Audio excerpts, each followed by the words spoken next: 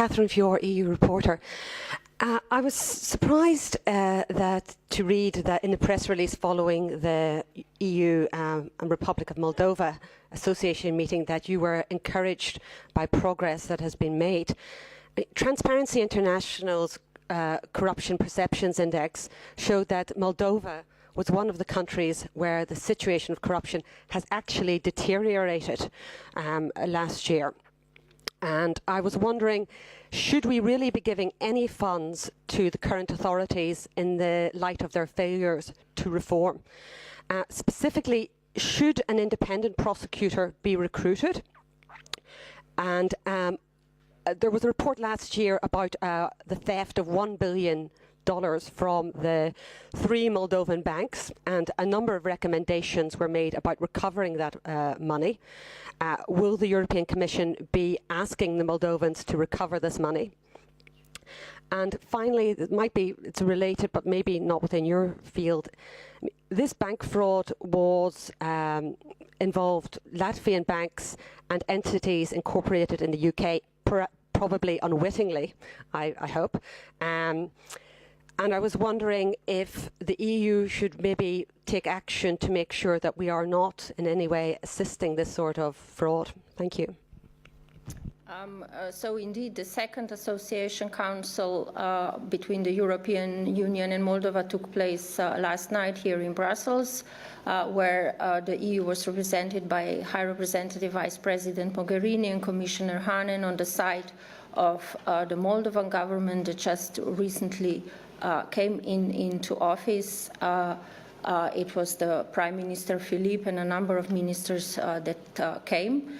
The new government has put in place a roadmap of concrete reforms with also provisions regarding the delivery of the reforms. These reforms are very clear, have been also publicly presented. Many of them are linked to the implementation of the association agreement, but not exclusively. So it's a reform agenda that, in our view, needs to be implemented.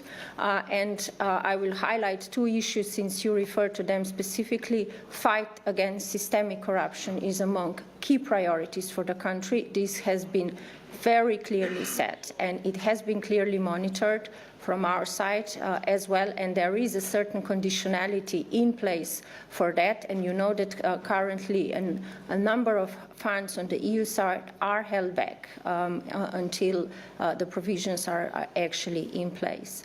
And then secondly, you mentioned the banking crisis. We have been, ever since this became known, insisting on thorough investigation regarding this, and on a more general note, again, this is among top priorities in terms of reforms that need to take place. And hence, if you listened, and I don't remember if you were there at the press conference yesterday, hence a very clear outline of what is being expected from the Moldovan government, stressed very clearly by both High Rep and Commissioner Hahn yesterday and publicly, and in the meeting itself. I think it's also reflected in the press release, and certainly it is reflected in the conclusions that the Foreign Affairs Council has adopted on Moldova only a month ago.